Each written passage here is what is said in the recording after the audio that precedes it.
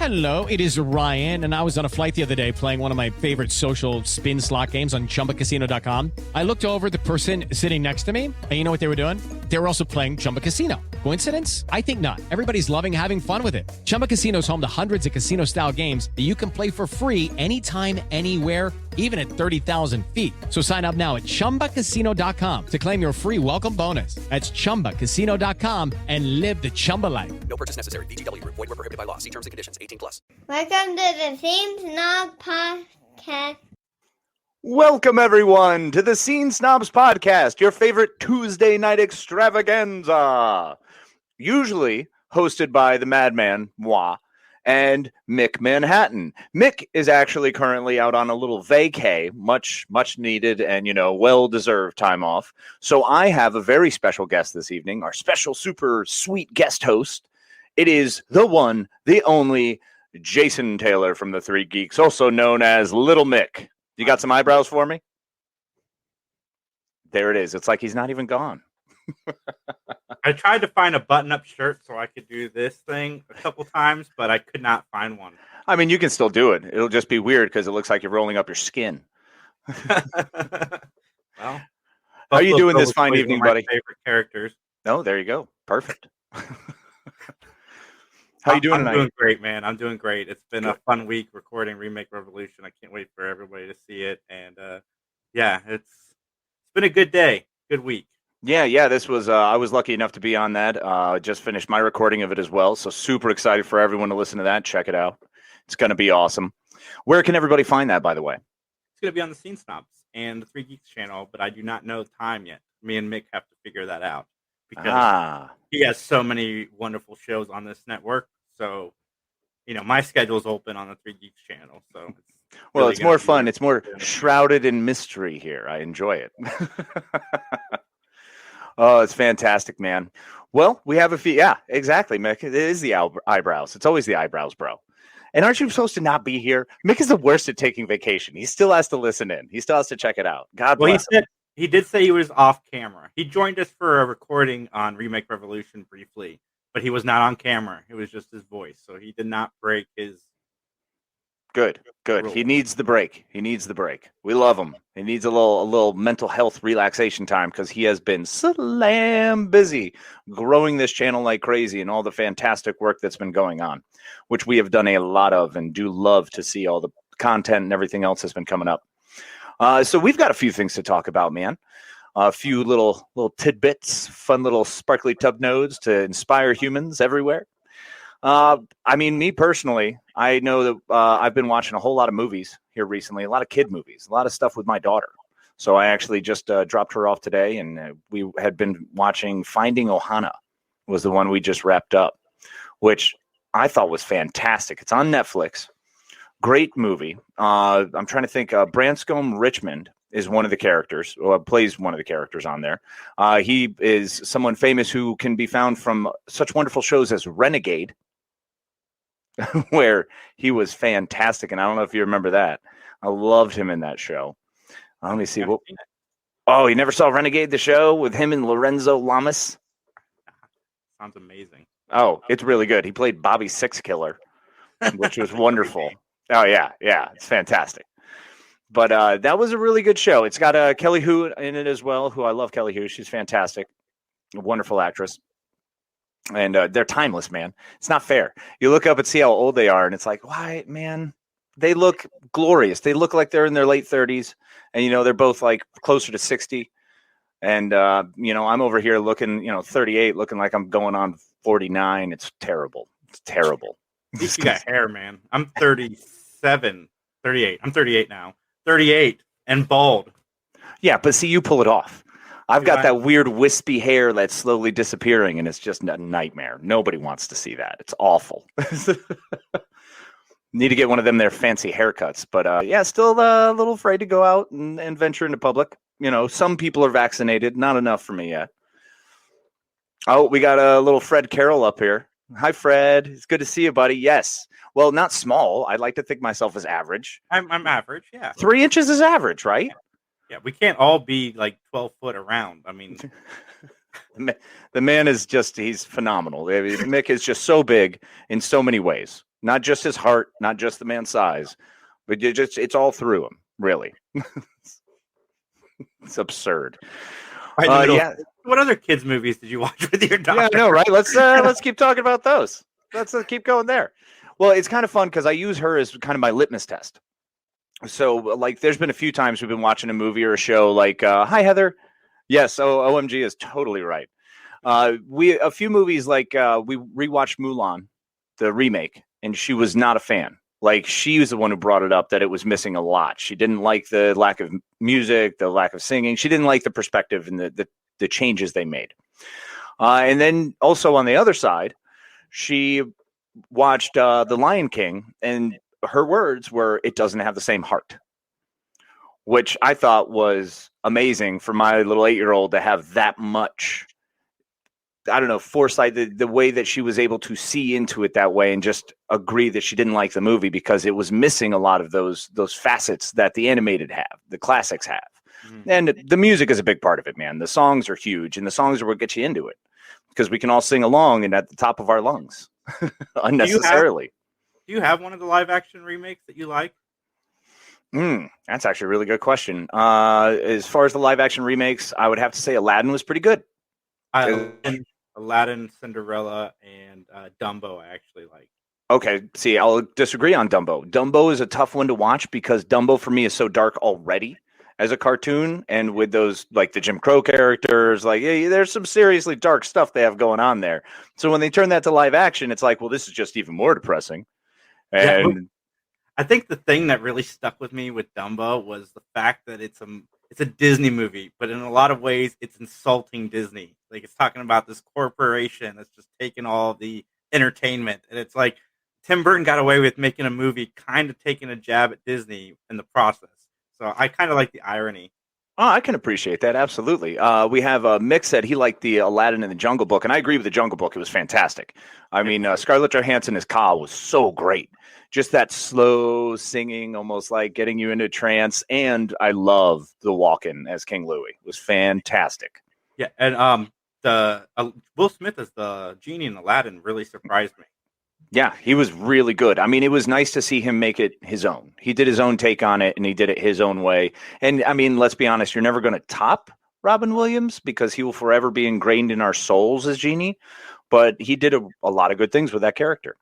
Oh, hi, Tim. What's up, buddy? You could talk to me through the chat still, buddy.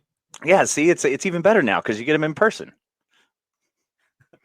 So what about you now? Do you have any movies that you've seen recently that with your kiddo that really made an impact?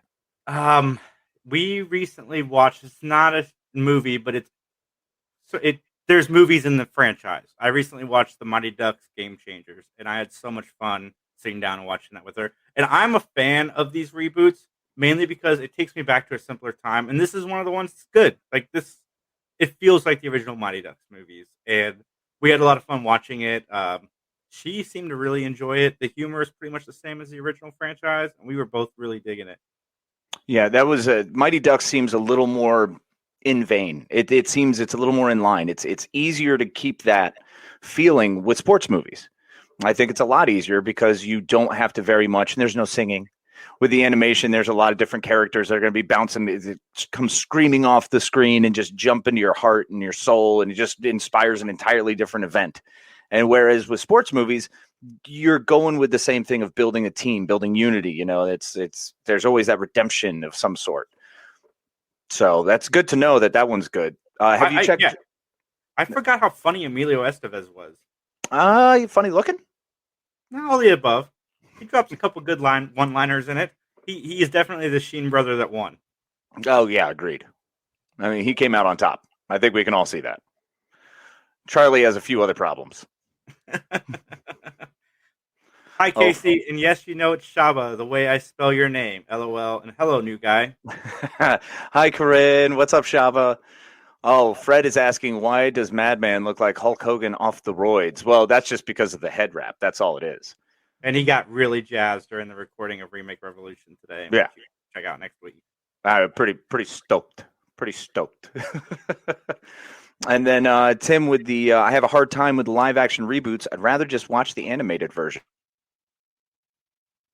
And what's nice about that, why I wait for Casey to join me again, is you still have the animated movies. So if they make the live actions and they're not as solid as, say, the animated are not going anywhere. So that's what's nice about this whole thing is that you get them both.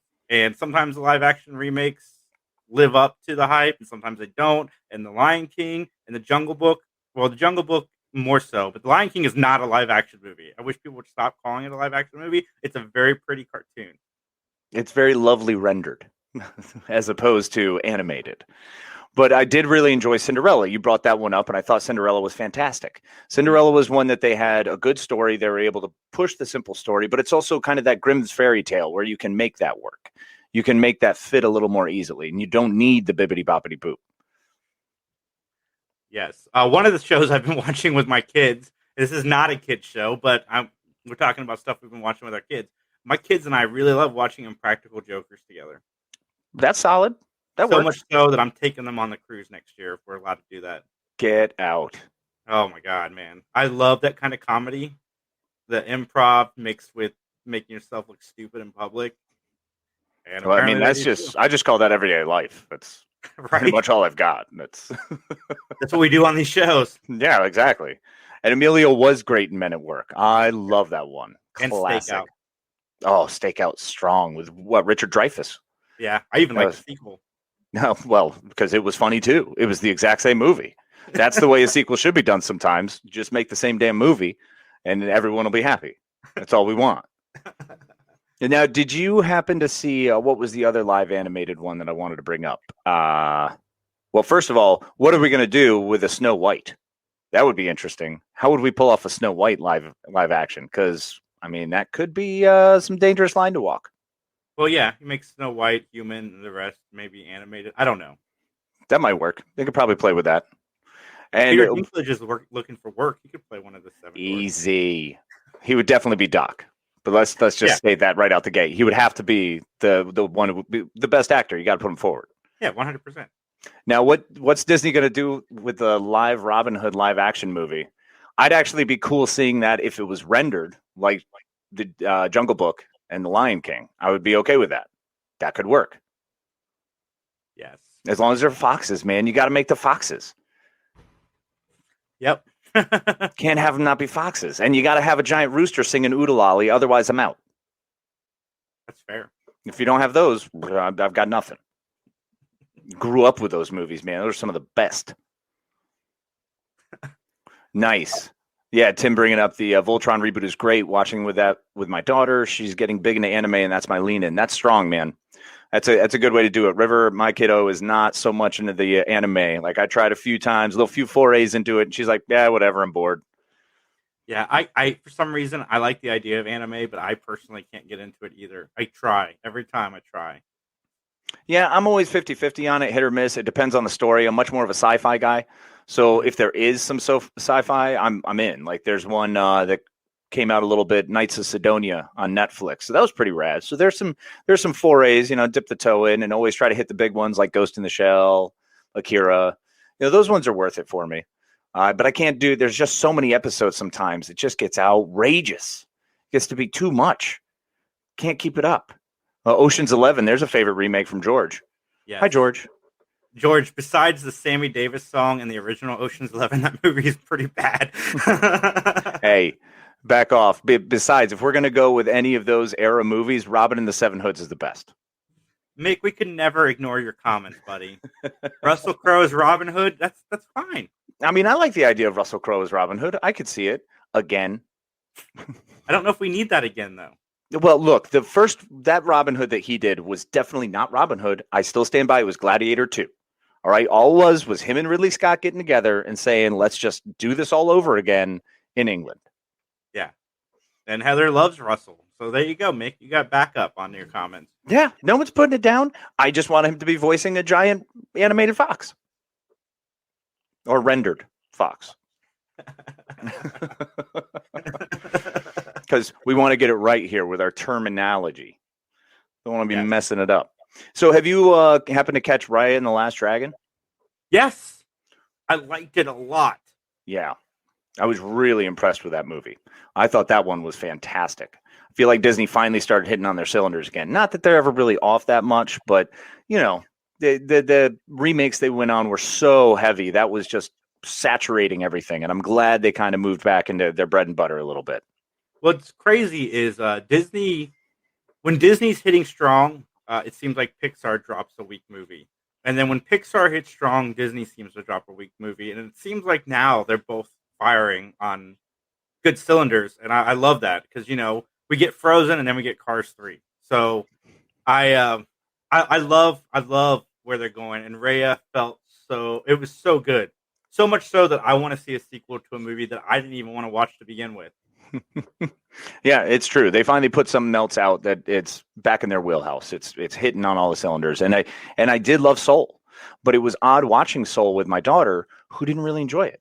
She didn't really catch it. I feel like watching Inside Out, a movie like that, she was in all the way because they had fun, zany characters. And it still had it, for me, hit home a lot because you're learning about those strong emotions and how emotions can be more than one simple thing. So it was a very good growing movie. Whereas with Soul, I didn't see that. I feel like it disconnected and missed a little bit with some kids. Not all, obviously, but with mine, definitely. And I use her as a measuring stick because it's just that easy. I will she knows what she likes. Most Pixar movies are made for adults, but generally they're made for adults and kids can relate. Like The Incredibles is about a man during a midlife crisis. That's not a story that a kid can relate to, so much so, but it provides enough humor and entertainment that the kids can also enjoy it with the adults. And yes, I've heard the same thing about Soul. I have not seen it yet. It's worth it. I mean, it really is a fantastic flick. I loved it.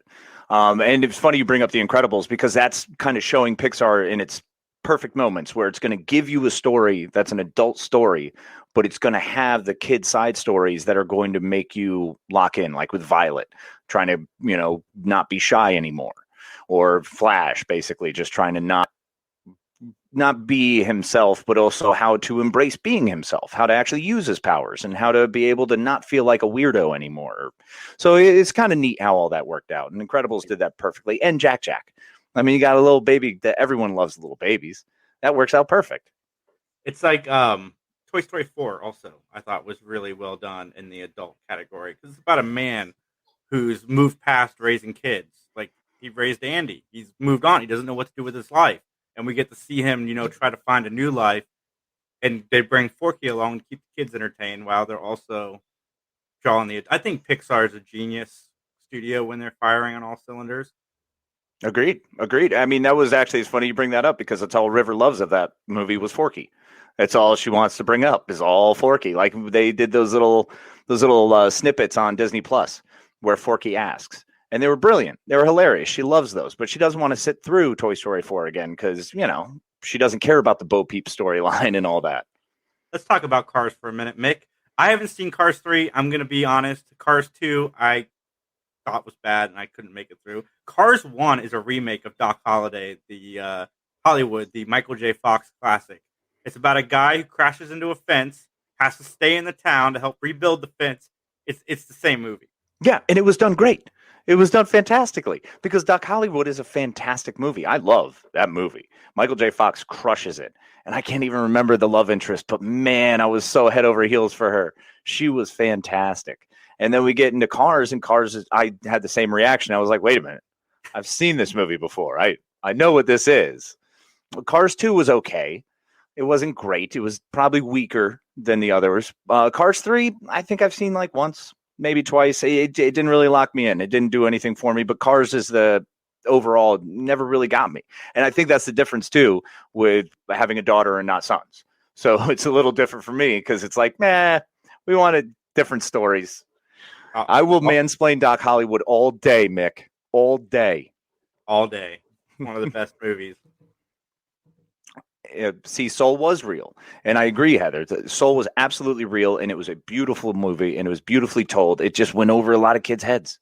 Depending on what your demographic is. If you're going for a little older kid, you probably nail it. Close to that tween teenager time.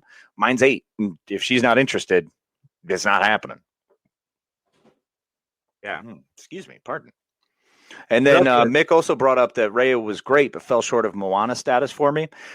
I'm actually going to disagree there. Well, Moana was a very special movie, and it's one of the top Disney movies of all time for me. Raya is up there, and I think it deserves a few more viewings before I say that it's not on that status. But Moana kind of got locked in, and it's The Rock. Now that I think about it, it's probably The Rock. Everything The Rock does. I need to watch Moana again because I didn't like it as much as like Wreck-It Ralph or Raya. I thought Raya was much stronger, but I think I need to go back and check it out again because maybe sometimes you're just in the wrong mood to watch a certain movie and Oh, all the time. Yeah, if I'm in the wrong mood for the movie that I try to watch, like if we're doing a show where we have to, flip through something and be like, all right, we got to, discuss this movie. It's like, all right, let me hurry up and watch it. I could have had a bad day at work, and it's my fault that I didn't like it. So, and I agree. Mick brings up that the music is masterpiece. The music was wonderful. The music crushed it. I think that's what Raya did really well here was actually in their storytelling more than just the music and the ambiance. I think Raya actually, the end, giving the hero, not the hero victory, it was actually handed off. And I think that is a beautiful story to tell and one that we don't see enough of, that misunderstanding. And if we just shut up and try to trust, the overall story there is just trust in others. And it's hard to do, but when you can do that, it's fantastic. So that really got me. Yeah. And it's got dragons. Who doesn't fucking love dragons? Love fucking dragons. All kinds of dragons. It's got every kind of dragon. Rainbow dragons. The full grouping of dragons. What else have you been watching? Recently, I actually kind of got back into a cycle of old shit. I went back to like my Buffy. I've been heavily into that Buffy rewatch. I'm finishing season 4 now. It's pretty much just on in the background at all times because I have to power through season 4, the worst season of them all. There's good episodes in season 4. The Hush is one of the best episodes of the series. I will agree. There are great episodes, but Riley and Adam bug me, man. They just bug me. After everything else that we've had from all the other characters and and then we get Spike. When you bookend between Angel and Spike, for me, I got nothing else. Everyone in the middle sucks. Like, just get rid of them. And Glory in season 5 is the big bad. I'm like, all right. So season 4 or 5, I'm just going to power through. And Dawn, don't even get me started on her. I love Michelle Trachtenberg as an actress. She's fantastic. Thought she was hilarious in Eurotrip. She's been wonderful in a lot of things. She's so frustratingly annoying in Buffy that it hurts my soul a little bit. She gets better, but she's always bad. Is season 4 the one where they have Spike held at Giles's house? Yeah, that's where there's so much in season 4 that I enjoy. Like, yes, I agree about Adam and Riley and everybody. The professor and just But there is some really good stuff. I mean, Anya trying to figure out how to be human is pretty righteous. I do love her and trying to get attached to Xander and all of that. It was done very well. I do like those parts of it. But once again, it's got a lot of good moving parts. But when you put it all together, it's like, I can skip through it. I have the soundtrack for the musical on my phone. Oh, that's a great one. Isn't that season 6, I believe? Yeah. Yeah. And Emma Caulfield, just such a glorious actress, man. And even the episode after where Giles thinks Spike's his son. It's another good one. It's another good one. Out with Buffy all day with you. Oh, yeah, man. Well, Buffy's the jam. I just finished all the high school episodes, and I'm like, I really loved those because I grew up at that time. So watching those and being like, yeah, that was our life. I mean, aside from all the vampires and murdery things, that was pretty much it. That was high school. It was all the clickies, all the clickness. And I guess that's still going on. I don't know. I'm so dreading my daughter going to high school and trying to have those discussions. It's so in the back. I'm like, just don't even worry about it. It's not going to happen yet. It's fine. It's fine. I don't know, man. Because when I went and had lunch with my kids in elementary school, their social circles do not look like the social circles we had. How so? There's people you wouldn't expect in certain social circles. They're all mixed in with each other. I thought that was really cool. Yeah, no, it's definitely a different time. But they don't base things the way we used to. We used to be very kind of closed-minded in the way we thought. And that was, learning from beforehand and what we were supposed to do. There was a cookie-cutter way of doing things in the way we handled ourselves. So it's been fascinating to see how things have changed. I'm very excited. Like, River is very different. She is not always all about, just because this kid is a certain way or has things. She's more like just honestly who they are as people. And it's weird seeing them be so honest. Yes. And Mick's high school was on a Hellmouth. It was a Catholic high school, I believe. So pretty sure That's exactly where they would focus. Right in Jersey, of course. I mean, it's in Jersey. That's why they'd build a Catholic school there to keep the demons from escaping. I don't know if it was to keep from escaping, Jason. Pretty sure they were cultivating them there. Oh, and that's fair. Yeah. Yeah, terrifying. A lot. Yeah, it's awful. What have you been watching in the background? Who, me? Man, I watch a lot of TV. I've been watching The Neighborhood with Cedric the Entertainer and Max Greenfield from New Girl. Oh, nice. And I started the show and I'm like, how long can they run with this racial humor? It eventually stops. Mm-hmm. But dude, I don't know if I have PTS or not PTSD, but Stockholm. But I found myself absolutely loving the show. I love everything about it. I think it's so funny. But no, I watch a lot of TV. NYPD Blue, I'm watching. Oh, nice. Is that a rewatch or is that? It's a first time watch for most of it. The only thing I remember about that show as a kid is one, Zach from Saved by the Bell was on it, and two, you got to see dude's butt. Yep, that was such a big deal. Jimmy Smith's butt was a huge deal. It's amazing because now there's butts everywhere. That's what we're 20 years out, and all of a sudden, just butts galore. Binging The Flash. I haven't seen The Flash. Any of it? Like the first couple episodes. My problem with the CW shows is they tend to be similar. Well, yeah. I mean, that is kind of their MO. They all have a little bit of neediness and some sadness and some, I don't know. It just goes over the top. Nice. Heather agrees with you on The Neighborhood. I'm going to have to check it out then. That's two people. No, she does not like that show. But yeah, I mean, between The Flash and the Arrow, so Arrow, I was a big fan of Arrow for the first couple seasons, like huge fan. I love Stephen Amell. I love the entire cast. I thought it was fantastic. And then it CW'd itself. It CW'd all over itself so hard that I was like, look, I was a kid who grew up on Dawson's Creek, Buffy, Charmed. Those are some of my favorites growing up in high school. Going into these shows now and watching those happen to my superheroes, I'm all right with it. Nope. It's too much. It just, it's, I don't know what it's, and Arrow's up to what, season 7, season 8? It went forever. It's done now, but I want to see Superman and Lois. I heard that was really good. And I liked Batwoman a lot until Ruby Rose exited. And I have not had any interest in going back, but I found out Kate Kane's character came back, which is kind of made me intrigued to check it out, even though it's played by a different actress. But I loved Batwoman. I thought it was breaking the repeatedness of some of the other CW shows. And Titans was really good too, but that's HBO Max. Yeah, I agree. I dug Titans. Titans is badass. I was not really a big fan, but I enjoyed Batwoman on first watch. It probably deserves a second go around just if they're continuing on, but I just get bogged down in that CW crap. I mean, Supergirl, I actually really enjoyed season 1, even though it was super CBS-y. It was very odd.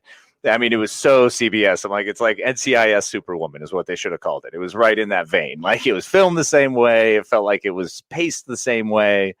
So it, made for a very particular group of people. Oh, yes. Heather knows what's up. Charmed rocks. Charmed is one of those that'll pop on early in the morning thanks to TNT. And I'll be like, well, there we go. I guess I'm watching an episode of Charmed. And every season, by the way. That's one of those shows that even as they change, they still manage to maintain who they were. And that was a great show. Speaking of Charmed, I have only seen a little bit of Charmed, but I met Brian Krause at a con. One of the nicest guys you will ever meet. And he was actually in Saudi Arabia with us when we went. And all the celebrities were upset because, their autographed photos hadn't gotten there yet. So they were stuck in the green room and they were complaining they couldn't go out. And he's just sitting there chill. He's like, guys, we're getting paid to be here. Like, it doesn't matter what we do. So if they don't have our pictures, I mean, we're eating food in the back room here. Like, this is great. I like that guy a lot. I respect him a lot. Yeah, it sounds like it. I mean, Brian Krause, I love him Sleepwalkers. That was the first time I saw him, and that's how I bonded with actually a couple of my friends early on, was watching that. I freaking dug him, man. He's hilarious. And him coming on as Leo was such a cool character. I was like, yeah, I want to be a white lighter when I grow up. Boy, I tell you what, had a lot of childhood dreams smashed to crumbles when I hit about 17. It was like, wait a minute. You can't just be a witch? You can't die and become a white lighter? What kind of crap is this? Then all the superhero stuff was fake? What? I was waiting for my mutation for years. Mick, what is this? Crossing the Streams on Wednesday nights at 9:30 p.m. on the Scene Snobs channel? Great plug. By the way, you should check it out. Yes. Well, it's not because Casey hasn't been convinced about anything. No, I convince on nothing. I'm like a rock. It takes a lot to move me.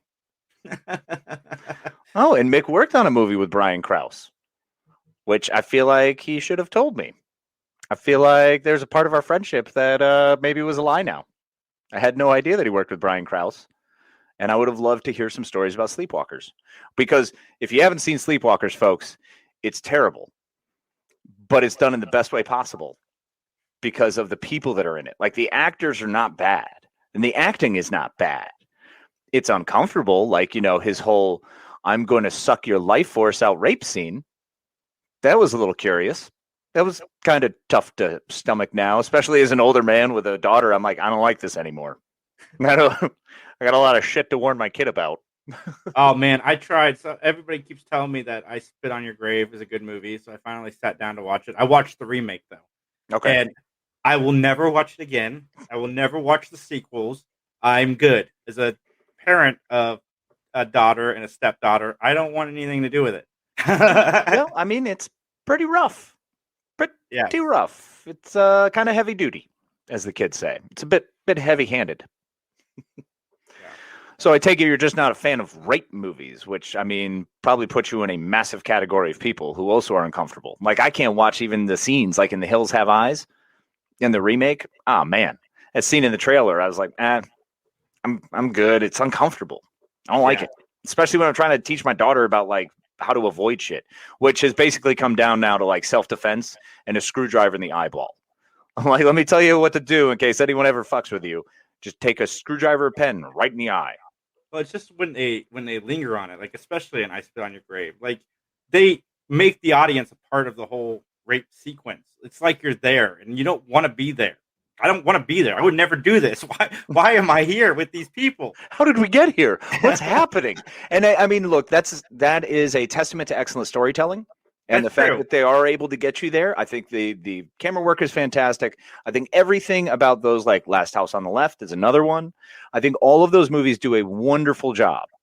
I love People Under the Stairs, George. Yeah, that's it. That's another good one too. But it's because their storytelling is so fantastic that they get you into the movie, that they put you in that position, and it's uncomfortable. When the filmmaker is able to make you uncomfortable, that means they've done part of their job. Now, the other part of that job is to keep you entertained, and sometimes that's hard to do after those sequences. The only reason I kept watching it is because I was rooting for her to kill them all. Right, and that's the whole purpose of it, is to get into it and be like, yes, now murder everyone. Like, you get amped up. Like, I was over here just working out, like, just kill them all. Kill them all, mommy. Kill them all. Murder. So, yeah, because I'm not cool with what just happened. So let's get some retribution. Need to see that. Yes. Yeah. I Spit on Your Grave, though, was a rough one. Yeah, I will never watch the original. All right. Well, now we wound up on that topic. That's wonderful. Well, we started the show talking about watching movies with our kids, and now the movies you definitely do not watch with your children. Welcome to part 2.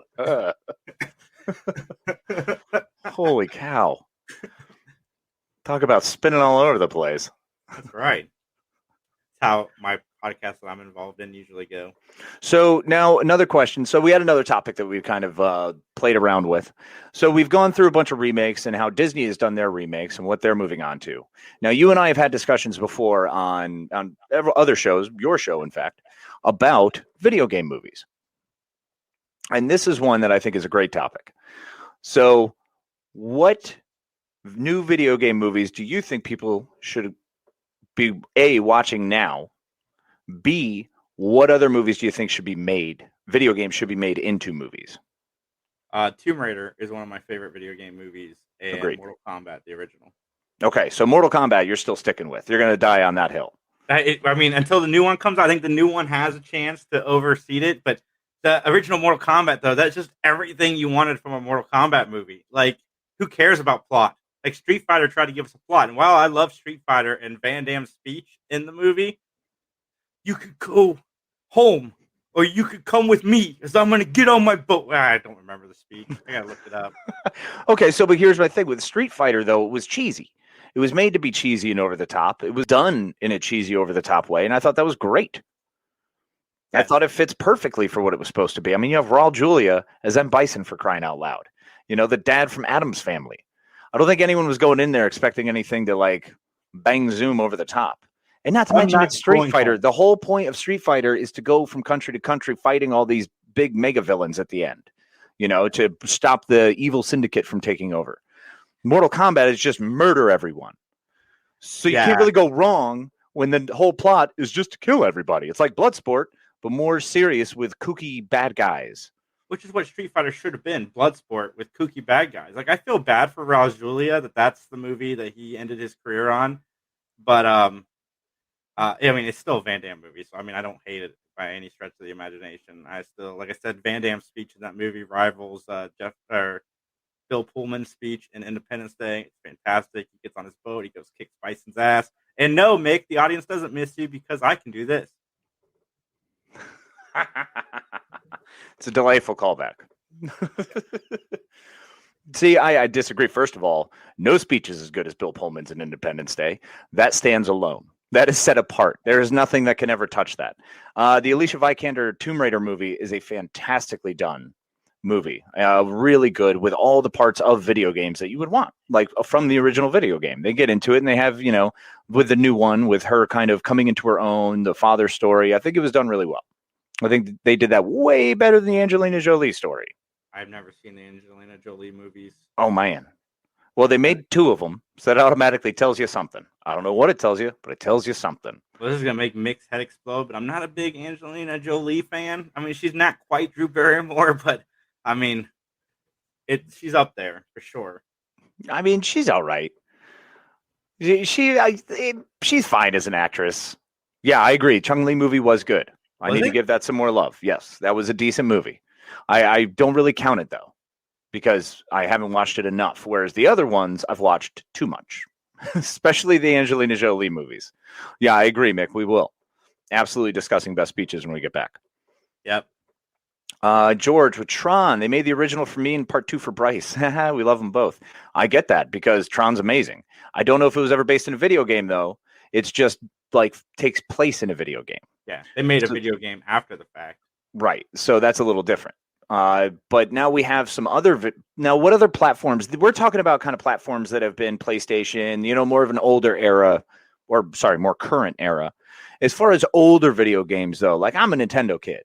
I go all the way back. I'm rocking my Pitfall shirt right now. Like that was my jam. Like heck, man, I was cool with Galaga. Like that was seriously, if I see an upright Galaga, I'm stopping. I'm investing money in my Galaga experience.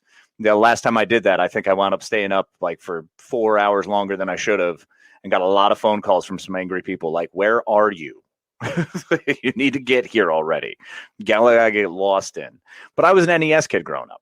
Yep. So for me, there's all kinds of different NES games that I would rather see. So I've got a couple. I'm kind of curious to what you got. I'm surprised we haven't gotten a Contra movie yet. Like, it's right there. It came out in the 80s. You have Arnold and Stallone, like, right there. The movie writes itself. You get those two guys. I mean, now it'd probably be The Rock and John Cena, but back then, you know, Schwarzenegger and Stallone in a Contra movie, like, that's what they do. Yeah. They carry big guns. They're big guys on whatever they're on to get that big and just gunning down folks. I can't believe we never got a Contra. Well, we kind of got Predator. That has some Contra-esque parts. Yeah. But you're right. They could have done a Contra. I mean, Super C. We could have it at Super Contra, the one where you actually have the team. That was always one of my favorites. I think that would be fantastic. And the squad you could get together now would be fantastic. I mean, you can put together, you can basically take the entire Expendables cast and just slap them in there. Yes. That's all you need. Be like, all right, guys, we're going to pay you the same. It's basically the same movie. We're going to be shooting on the same location. You're going to have all the same shit. It's just going to be branded differently. We're just going to, instead of on the side of the plane, it's just going to say Contra Team. Yeah. Anytime Jason Statham and Jean-Claude Van Damme can get more work, I am a happy guy. Yeah, agreed. I'm a huge fan of Jason Statham. The guy can do the same thing over and over again, and I still want to watch it. Liam Neeson, however, doing the same thing over and over again, and I'm annoyed by it. Yes. 100%. But Bob Odenkirk's coming for that title now too. Oh yeah, nobody.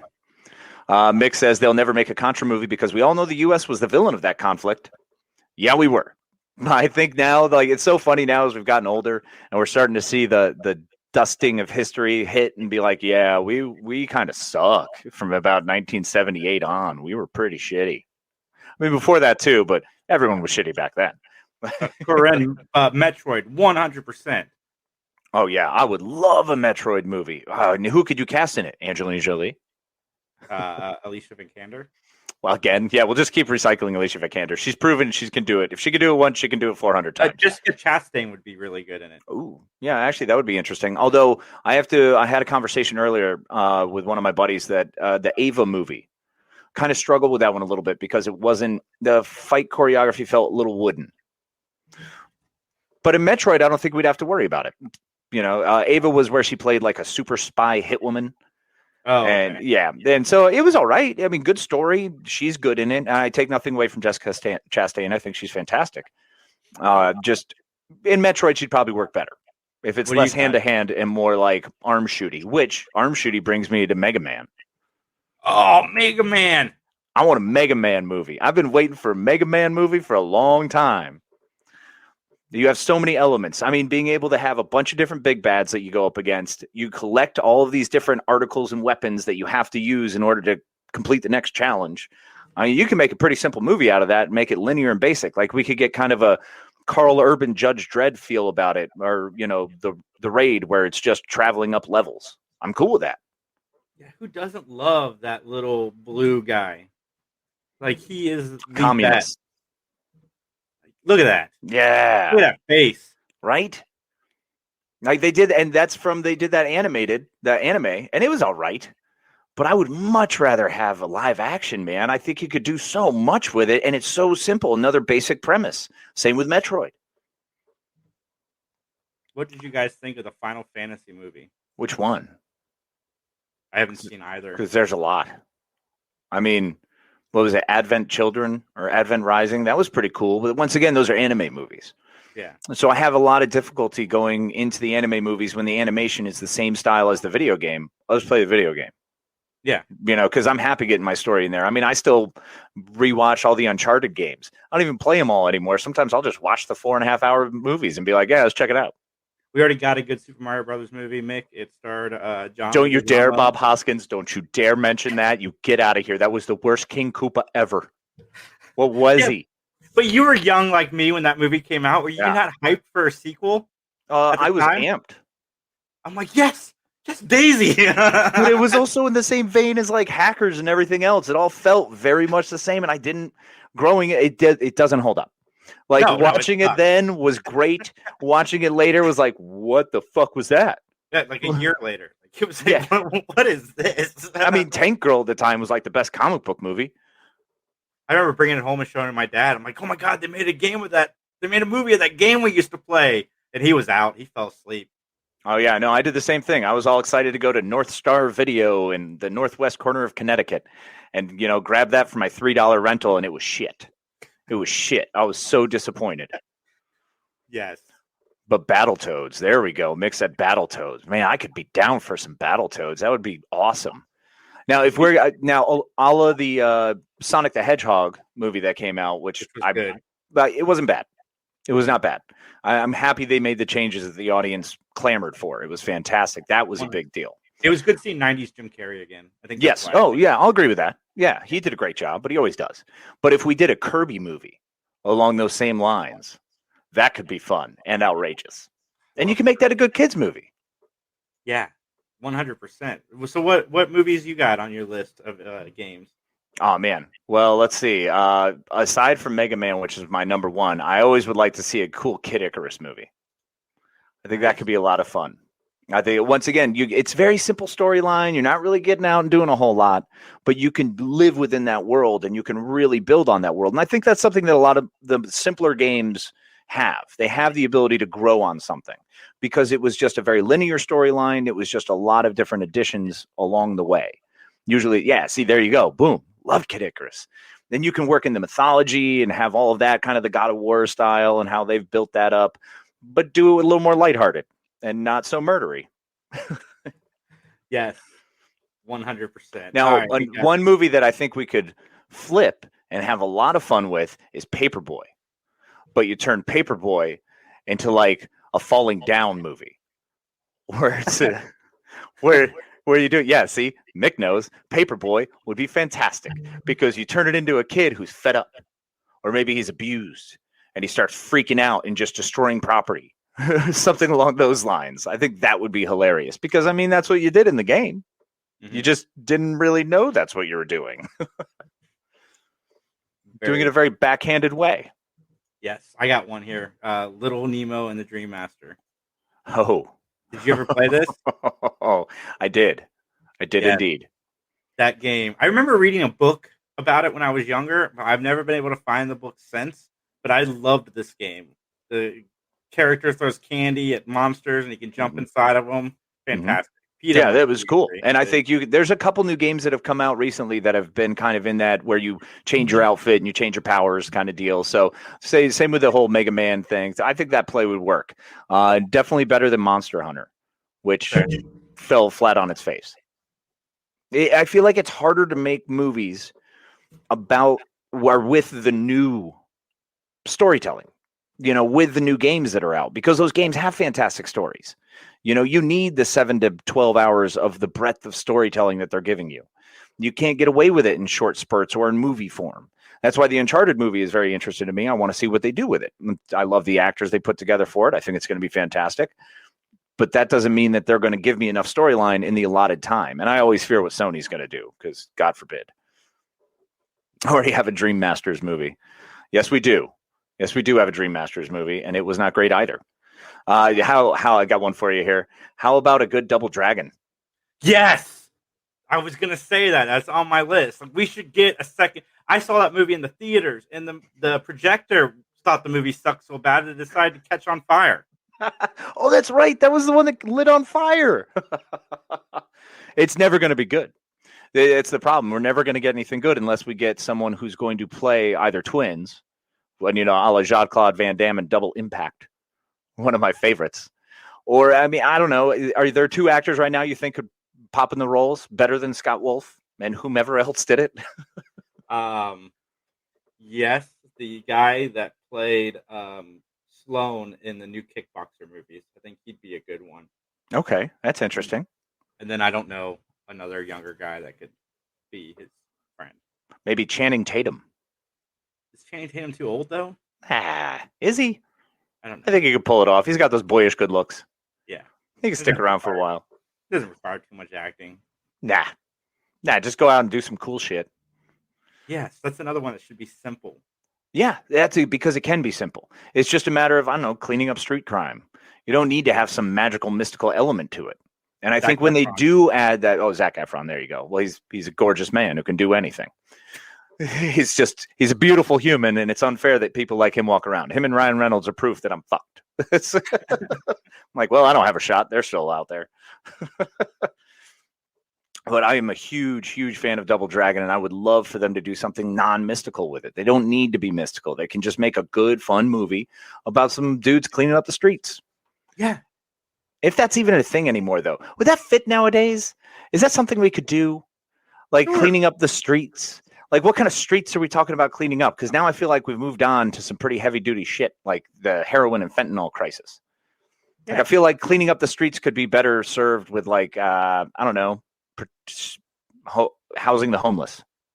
What if that's they win against slumlords? I think that's a better option. Yeah. George G put up there Oddworld, Abe's Odyssey. That would be a wild movie. It would be. That would be an awesome movie. I would love to see that movie done. I have not played that game yet. I've been thinking about getting it for the Switch because I just remastered it. Ooh. Yeah, that was a fun one. But that was like PlayStation 1. That's back there.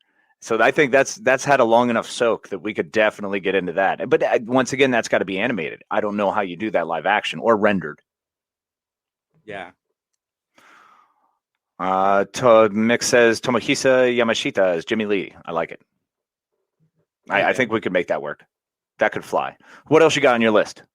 That was pretty much my list, but I got NES games for days. You know, they a few years ago they talked about making a Tetris movie. Oh no! What? Yeah, How would they do that? that was a real thing. I have no idea. We made fun of it on the Three Geeks for quite a Punch Out. Okay. First of all, you can have any boxing movie and call it Punch Out. It's just some kid coming up through the ranks. We already got it with Rocky, which I don't know which one came first between the two of them, because it kind of feels like Stallone probably based it on Punch Out. No, Punch Out or Rocky came first for sure. Punch Out was 87. Oh, fair. Okay. But yeah, Punch Out's one of those. I don't know. I don't know if it's going to, it would take a lot to make someone really convinced that this is going to be a great movie. That's fair. I just don't see it selling, man. I don't see enough studios getting behind that unless you legitimately have Mike Tyson in it. You have to have Mike Tyson. Castlevania is another one I'm surprised that nobody's tried to tackle. Now, Castlevania did come out with the Netflix animated show, which I thought was great. It was. I really enjoyed it. That was really solid. But you're right. I think Castlevania would be great. And you're vampire hunting. As we've discussed earlier with Buffy, vampire hunting is the shit. We need more vampire hunting options. As long as it's good vampire hunting. Yeah, not Van Helsing crap. Or less Twilight. Well, was anyone really hunting them, or were they just staring at each other and getting into uncomfortable situations? The sun was hunting them. It was turning them into diamonds. I don't know if that's hunting as much as they just wanted to be seen. Saying they didn't want to be seen, which is bullshit. I have a lot of problems with that. George G says, you got Real Steel. That was Punch Out and Rock'em Sock'em Robots. No, valid. It absolutely was. And I fucking love that, because they basically took the premise of Over the Top, the Stallone movie where he's the arm wrestler with his son going across country, and they just turned it into fighting robots with Hugh Jackman. I'm in. I couldn't have been more in. I went and saw it at the theater and thought it was amazing. You know what, Mick? I think I need to give Pixels another shot, because in theory, Pixels is everything I should like about movies. And it's got Kevin James in it, whom I adore, even though I hate Paul Blart Mall Cop, but I love everything else Kevin James does. Everything. Unapologetically, I am a Kevin James fan. But I did not dig that movie, so maybe I should go back. What do you think? Should I go back? Yeah, Pixels was definitely one of those that I did not watch in the proper mindset. That was the same thing with Wreck-It Ralph too. Like, my daughter was all about it, and she's like, let's watch it. And I watched it and was like, this is crap. And then I rewatched it a few days later and was like, oh, what? I saw a different movie. Like, this is amazing. So I think Pixels will be the same there. And I'm a huge Kevin James fan as well. King of Queens sold me. I loved his, Don't Sweat the Small Stuff was his stand-up when he talks about eating a burger and it feels like you get a trank dart in the neck. And that's he was right, man. You hit 30 and all of a sudden it changes. Your body does not do the same shit. So he was funny. He's always been funny to me. I do like his stuff. It's a little, tongue in cheek, but yeah, you got to be in the mood for it. Yes, I agree. But let's talk about one we haven't brought up, which I'm really surprised, which is Legend of Zelda. Okay. Legend of Zelda, I think, has to be either a television show or a series of movies. That's because fair. I feel like there's a lot to unpack there, and trying to do that in one movie, you're just going to get that classic, well, it wasn't long enough. It's a disjointed story. There's so much when you have that. See, with Mega Man, I feel like you can kind of truncate it because you only need to have him fight a couple of villains, but you don't need much backstory on that. Legend of Zelda starts with the backstory, so you are going through it the whole time and learning as you go. So that's one of those, I think the way they did The Witcher and Netflix is a 6-part series, and they're going to have another season coming out. You give me 2 or 3 series of that, I'll be very happy. I'd be cool with that. Legend of Zelda could work. And you're right. It's shocking they haven't. And I think part of it is just because the breadth of it. And Super Mario Brothers. Mario Brothers killed Nintendo's interest in movies for a long time, which just make it better than Super Mario Brothers. But would Super Mario Brothers work as a live action movie? Now? Just in general, do you think it should be live action or animated? I think it should be an animated movie. I think they should stick with the animated. Once you have something going like that, and those characters are already so ingrained with us, trying to put them into the face of someone else is difficult. Yeah. Whereas with the Uncharted, Tomb Raider, all these other storylines, they're people that we're trying to follow along as people. Even Metroid, I think we could get on board with being like, yeah, I'm part of this character. Mega Man, I think we could in some ways allow that disbelief to become Mega Man. But yeah, with Super Mario, it's going to be real impossible to find someone who a Bob Hoskins-esque guy who could live up to that hype and that level. Well, I mean, to be fair, I think they'd have to live up to these guys' level. Yeah, Captain Lou Albano, 100%. That is, he nailed it. I loved Super Mario Brothers Super Show. That was a good one. That was once again, you get the silly. You've got to allow for silliness. You have to allow for this. You have to suspend disbelief, and you have to convince me in the first 10 minutes that these are the characters. Otherwise, I'm out. And that has been one of the toughest things to do with IPs that have existed with us for the better part of our life. You know, we've been digesting these things since we were 7, 8. So in order to allow us along for the ride, you need to make sure that you're selling us the whole way. And we better believe in these characters, because the moment we don't, I'm out. And I'm only going to panic. Mario stayed animated. Like, Zelda has at least moved more towards the live action and updating the graphics and so forth. Mm-hmm. But Mario's pretty much stayed consistent. So the only way you really... I mean, they're not trying to make Bugs Bunny live action. Yet. That would be frightening. Well, that was one of the good things with Sonic, and I think that's something that they will probably look into more in the future, as I brought up with the whole Kirby thing. If you can marry the two and have the animated and plugged into the live action, I think it adds a lot, and that can be fun because it's a different outlet. You know, you're allowing for that outlet. But if you're just trying to force something down our throats with a crappy Koopa Troopa and a terrible King Koopa, who don't even look like the characters we know and grown up and loved, then why would we bother?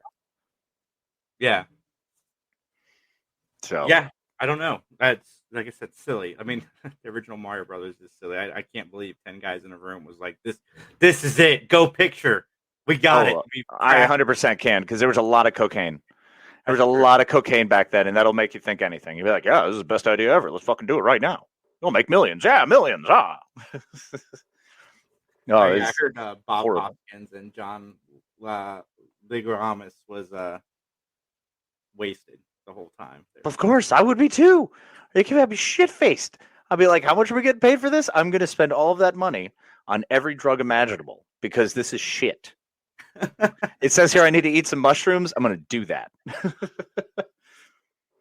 George G saying Abe Lincoln was an interesting vampire hunting. You know what? He was. That is an awful movie, one that I love. Me too. That Underground Railroad was the shit. We left the theater, and the people I were with was like, man, that movie sucked. I'm like, what were you expecting? I went into this movie expecting to see Abraham Lincoln kill vampires. The movie delivered exactly what it promised me, and I loved it. Yeah, I got exactly what I walked in here for. That's like watching, was it Pride, Prejudice, and Zombies, or Sense and Sensibility and Zombies? Yeah, I mean, I'm not expecting anything else. Ninja versus zombies, guess what I expected to see? Fucking ninjas fighting zombies. Great. Paid off. Thank you. The title says it all. Abraham Lincoln, Vampire Hunter. That's what you're getting. Yeah, and that's what I got, and it was awesome. I was all in. I'm like, this thing is awesome. Now, will I ever tell anyone that it's a fucking Citizen Kane? No, because that's not what you're going for. And George, you should own it. A lot of people should own that movie. It's worth it. On Voodoo. Yep. See, there you go. Perfect. Oh my goodness. All right. Any final thoughts? Not really, man. This has been so much fun filling in for Mick. Yeah, this has been a blast, man. I really appreciate you coming in. I know Mick is happy to have his time off and be able to hang out and just kind of relax for a little bit. So it's been a pleasure. Really like it. Thanks everybody for tuning in. I hope you all enjoyed it as well. If you didn't, now's the time for quiet consideration. Maybe you were in a bad mood, and maybe you need to try to revisit this episode later. And if you did love it, please like, subscribe, comment, do all the things on YouTube. Please find us at thescenesnobs.com. Check us out in all the places you listen to all your favorite podcasts, and hit us up. We appreciate it as always. Thank you all for spending a little time with us on Tuesday night, and we hope we made you laugh and entertained you for a little bit. So we appreciate y'all. Guys. Have a good night. And that's our show, everybody. Thanks for listening. I am Mick Manhattan, the Scene Snob. We always appreciate you guys tuning in and commenting along and everything else. Go check out this show or any of our other shows on thescenesnobs.com. Thescenesnobs.com. We love you. You guys are awesome. And if you would like, follow and subscribe to our social media. That really helps us go a long way. And please spread the word. Tell your friends. Have them come in. We love feedback and everything else. So everybody, you have a great day. Again, thanks for listening. TheSceneSnobs.com. Take care, and I'll talk to you soon. Bye. Step into the world of power, loyalty, and luck. I'm gonna make him an offer he can't refuse. With family, cannolis, and spins mean everything. Now, you wanna get mixed up in the family business. Introducing The Godfather at ChumbaCasino.com. Test your luck in the shadowy world of The Godfather slot. Someday, I will call upon you to do a service for me. Play The Godfather now at ChumbaCasino.com. Welcome to the family.